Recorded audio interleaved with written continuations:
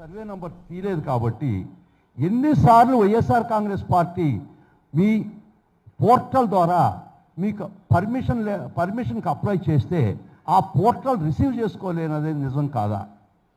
తర్వాత మీరు 10వ తేదీ డేట్ వేసి ప్రొవిజనల్ ఆర్డర్ యాజ్ పర్ 108(114) ప్రకారం మీరు ఇచ్చారు, నోటీస్ ఇవ్వడం జరిగింది.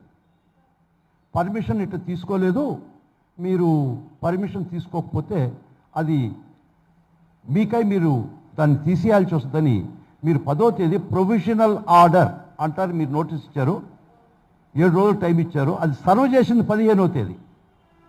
10వ తేదీ నోటీస్ డేట్ పడుతుంది, దాని కింద సిగ్నేచర్ ఉండదు. నోటీస్ పైన 10వ తేదీ ఉంటుంది, సర్వ్ చేసిన పార్టీకి 15వ తేదీ. సరే, తీసుకున్న తర్వాత నిన్న మేము లంచ్ మోషన్